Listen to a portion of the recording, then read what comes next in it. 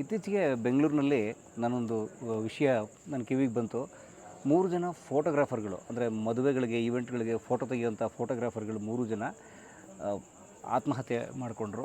ಕಾರಣ ಏನು ಅಂತ ಕಾರಣನ ಹುಡುಕಿದಾಗ ಗೊತ್ತಾಗಿದ್ದು, 3 ಜನ ಸಾಲ ಮಾಡಿದರು ಸುಮಾರು 5 ಲಕ್ಷಕ್ಕೂ ಹೆಚ್ಚು. ಅಂದರೆ ಒಬ್ಬೊಬ್ಬರು 5 ಲಕ್ಷಕ್ಕೂ. ಯಾಕೆ ಆ ಸಾಲನ ಮಾಡಿದರು ಅಂತ ಕೇಳಿದಾಗ ಅವ್ರಿಗೆ ಬೆಟ್ಟಿಂಗ್ ಕಟ್ಟುವಂಥ ಕ್ರೀಡೆಗಳಿಗೆ, ಅದು ಭಾಳ ಮುಖ್ಯವಾಗಿ ಈಗ ಶುರು ಆಗುತ್ತಲ್ಲ, ಇನ್ನೇನು ಜ್ವರ ಶುರು ಆಯ್ತಲ್ಲ, ಇನ್ನೇನು 2020 ಜ್ವರ ಏನು ಶುರು ಆಯ್ತಲ್ಲ, ಅದಕ್ಕೆ ಸಾಲಗಳನ್ನು ಮಾಡ್ಕೊಂಡಿದ್ರು ಬೆಟ್ಟಿಂಗ್ ಕಟ್ಟೋದಕ್ಕೆ ಅಂತ ಹೇಳಿ. ಸೊ ಆ ಮೂಲಕ ಸಾಲ ತೀರ್ಸೋಕ್ಕಾಗದೆ ಕುಟುಂಬದಲ್ಲಿ ಅವಮಾನ ಸಹಿಸಲಾರದೆ ಅವರು ಜೀವ ಕಳ್ಕೊಂಡ್ರು ಅಂತ ಅನ್ನೋ ಸುದ್ದಿನ ನನ್ನ ಕ್ಯಾಮ್ರಾಮನ್ ಕಡೆಯಿಂದ ನನಗೆ ಗೊತ್ತಾಯಿತು. ಬೆಂಗಳೂರಿನ ಹುಡುಗರುಗಳೇ ಅವರೆಲ್ಲ ಫೋಟೋ ತೆಗಿತಿದ್ದಂಥವ್ರು ನಮ್ಮ ಸರ್ಕಲಲ್ಲೇ.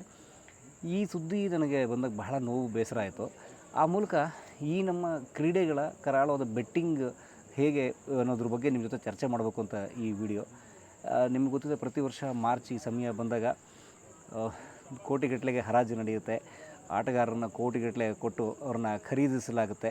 ಖರೀದಿಸಿ ಬೇರೆ ಬೇರೆ ದೇಶಗಳ ಆಟಗಾರರು ಇರ್ತಾರೆ.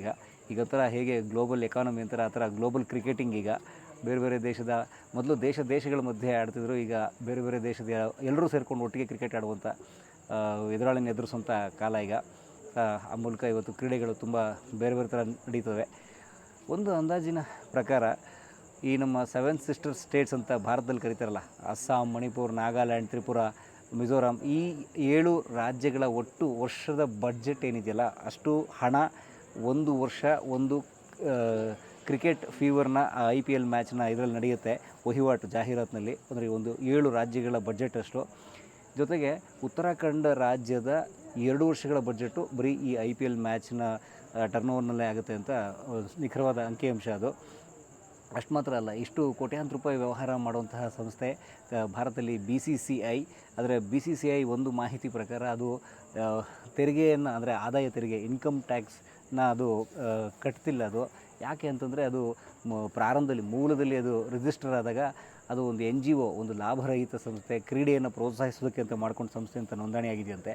ಸೊ ಆ ಮೂಲಕ ಅದು ತೆರಿಗೆ ಕೂಡ ಕಟ್ಟದೇ ಇದ್ದರೆ ಆದಾಯ ತೆರಿಗೆನ, GST ಒಂದಷ್ಟು ಹಣ GST ಮಾತ್ರ ಕಟ್ತಾ ಅದು ವ್ಯವಹಾರ ನಡೆಸ್ತಾ ಇದೆ ಅಂತ ಅನ್ನೋದು. ಅದರ ಏನಂತಾರೆ ಕಾನೂನಾತ್ಮಕ ವಿಚಾರಗಳೇನೋದು ತಜ್ಞರು ಹೇಳಬೇಕು. ಆದರೆ ಭಾಳ ಮುಖ್ಯವಾಗಿ ನಾನು ಅದನ್ನು ಹೇಳಕ್ಕೆ ಈ ವಿಡಿಯೋ ಮಾಡಿಲ್ಲ. ನೋಡಿ, ಕ್ರಿಕೆಟ್ 50 ಓವರ್ ಇತ್ತು. 1983ರಲ್ಲಿ ಕಪಿಲ್ ದೇವ್ ಅವರ ನೇತೃತ್ವದ ತಂಡ ಭಾರತಕ್ಕೆ ಮೊಟ್ಟ ಮೊದಲ ವಿಶ್ವಕಪ್ ಗೆದ್ದಾಗ ಕ್ರಿಕೆಟ್ ಬಗ್ಗೆ ತುಂಬ ಆಸಕ್ತಿ ಹುಟ್ಟುಕೊತ್ತು. ತುಂಬ ಜನ ಯುವಕರು ಅದನ್ನು ಆರಾಧಿಸೋಕ್ಕೆ ಶುರು ಮಾಡಿದ್ರು. ನಂತರ ನಮ್ಮಲ್ಲಿ TV ಕ್ರಾಂತಿ 92ರ ಗ್ಲೋಬಲೈಸೇಷನ್ ಬಂದಾಗ TV ಸೆಟ್ಗಳು ಬಂದವು. ನಂತರ ಇಂಟರ್ನೆಟ್ಟೇ ಬಂದ್ಬಿಡ್ತಾರೆ 2000 ನಂತರ. ಸೊ ಹೇಗೆ ತಂತ್ರಜ್ಞಾನ ಭಾರತದಲ್ಲಿ ಬದಲಾಯಿತು, ಹಾಗೆ ಕ್ರಿಕೆಟ್ ಕೂಡ ಬೆಳೀತಾ ಬಂತು. 2008ರಲ್ಲಿ 2020 ಅಂದರೆ T20 ಕೂಡ ಶುರು ಆಯಿತು ಇಲ್ಲಿ. ಸೊ ಈ ಥರ ನಡೀತಾ ಇದ್ದಂಥದ್ದು ಸಂದರ್ಭದಲ್ಲಿ ಅನೇಕ ತಂಡಗಳು ಸೇರಿಕೊಂಡು ಕ್ರಿಕೆಟನ್ನು ಆಡ್ತಿದ್ವು. ಈಗಂತೂ ನಿಮಗೆ ಗೊತ್ತಿದೆ ಅದು ಎಷ್ಟು ವಿಶ್ವವ್ಯಾಪಿ ಬೆಳೆದುಬಿಟ್ಟಿದೆ ಅಂತ. ಸೊ ಹಾಗಾಗಿ ಒಂದು ಕೋವಿಡ್ ಸಂದರ್ಭದಲ್ಲಿ ನಿಮ್ಗೆ ಗೊತ್ತಿರಬೇಕು, Australian cricket board, England cricket board, ಈ ಥರದ ಶ್ರೀಮಂತ ದೇಶಗಳ ಕ್ರಿಕೆಟ್ ಬೋರ್ಡ್ಗಳೇ ನಷ್ಟದಲ್ಲಿದ್ದಾಗ BCCI ಮಾತ್ರ ತುಂಬ ಲಾಭದಲ್ಲಿದ್ದಂಥ ಸಂಸ್ಥೆ. ಸೊ ಇದೆಲ್ಲದ್ರ ಮಧ್ಯೆ ಬಂದಂತಹ ಒಂದು ದೊಡ್ಡ ಹಾವಳಿ ಏನು ಅಂತಂದರೆ ಭಾರತದಲ್ಲಿ, ಅದೇ ಬೆಟ್ಟಿಂಗ್. ಕೆಲವು ಆನ್ಲೈನ್ ಅಂದರೆ ಬೆಟ್ಟಿಂಗ್ ಕಟ್ಟುವಂತಹ ಏನೇನೋ ಆ್ಯಪ್ಗಳು ಇತ್ಯಾದಿ ಎಲ್ಲ ಹುಟ್ಕೊಂಡು ಅನೇಕರು ಅದರಲ್ಲಿ ನಿಮ್ಮದೇ ಸೆಲೆಬ್ರಿಟಿಗಳು ಬಂದರು. ಕ್ರಿಕೆಟ್ ತಾರೆಯರು ಇದ್ದರು, ಸಿನಿಮಾ ತಾರೆಯರು ಇದ್ದರು. ಅವರೆಲ್ಲರೂ ಬಂದು ಅದನ್ನು ಪ್ರಮೋಟ್ ಮಾಡಿದರು.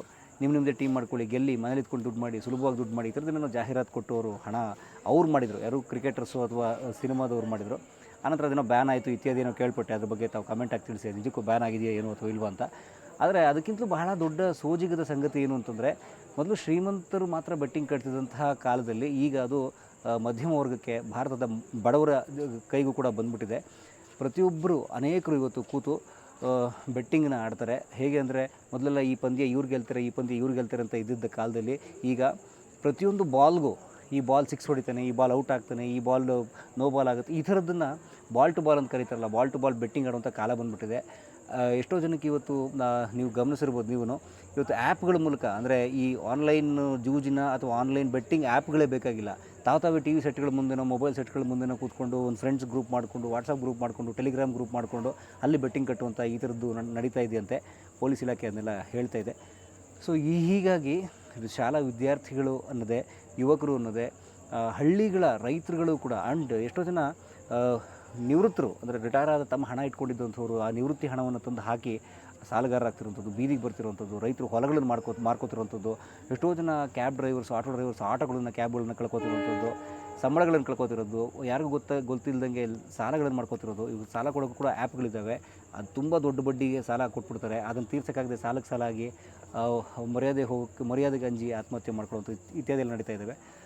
IPL, ಕ್ರಿಕೆಟ್ ಎಲ್ಲವೂ ಇರಲಿ, ಬೇಡ ಅಂತ ಹೇಳಲ್ಲ. ಆದರೆ ಜನಸಾಮಾನ್ಯರು ಅದ್ರ ಹಿಂದೆ ಬಿದ್ದು, ಅದರ ಅತಿ ವ್ಯಾಮೋಹಕ್ಕೆ ಬಿದ್ದು, ಅದರಿಂದ ದುಡ್ಡು ಮಾಡೋ ಒಂದು ಆಸೆಗೆ ಬಿದ್ದು ಹಣ ಕಳ್ಕೋಬಾರ್ದು ಅಂತ ನನ್ನ ಮನವಿ. ಇಲ್ಲಾಂದರೆ ನಮ್ಮ 3 ಜನ ಫೋಟೋಗ್ರಾಫರ್ಸ್ಗಳು ಹೇಗೆ ದುರಂತ ಅಂತ್ಯವನ್ನು ಕಂಡರು, ಆ ಥರದ ದಿನಗಳು ಬೇರೆಯವ್ರಿಗೆ ಬರದೇ ಇರಲಿ ಅಂತ ಅನ್ನೋದು ನನ್ನ ಮನವಿ.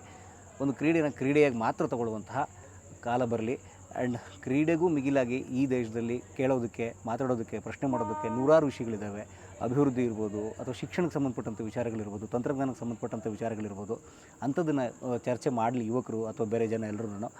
ಅದು ಬಿಟ್ಬಿಟ್ಟು ಕ್ರಿಕೆಟ್ ತಾರೆಯರನ್ನ ಸುಮ್ಮನೆ ಆರಾಧಿಸುವಂಥದ್ದು, ಸಿನಿಮಾ ತಾರೆಯರನ್ನ ಆರಾಧಿಸುವಂಥದ್ದು. ನಿಮಗೆ ಗೊತ್ತಿದೆ, ಕ್ರಿಕೆಟ್ ತಾರೆಯರು ಸಿನಿಮಾ ತಾರೆಯರಿಗೆ ಬಂದುಬಿಟ್ಟು ಬಾಯಿಗೆ ಗುಟ್ಕ ಹಾಕ್ಕೊಳ್ಳಿ ಅಂತ ಹೇಳೋದು, ತಾವು ಯಾವತ್ತೂ ಮನೆಯಲ್ಲಿಗೆ ತರಿಸದೇ ಇರುವಂತಹ ಕೋಲಗಳನ್ನು ಕುಡೀರಿ ಅಂತ ಹೇಳುವಂಥದ್ದು. ಇಂಥದ್ದನ್ನೆಲ್ಲ ಮಾಡ್ತಾರೆ. ಆದರೆ ಅನಾರೋಗ್ಯಕರವಾದಂತಹ ವಸ್ತುಗಳನ್ನು ಮಾರುವಂಥದ್ದು. ಸೊ ಅಂಥವ್ರನ್ನ ನಾವು ಸೆಲೆಬ್ರಿಟಿಗಳು ಅಂತ ಕರಿತೀವಲ್ಲ, ಸೊ ಅದು ತಪ್ಪಬೇಕು.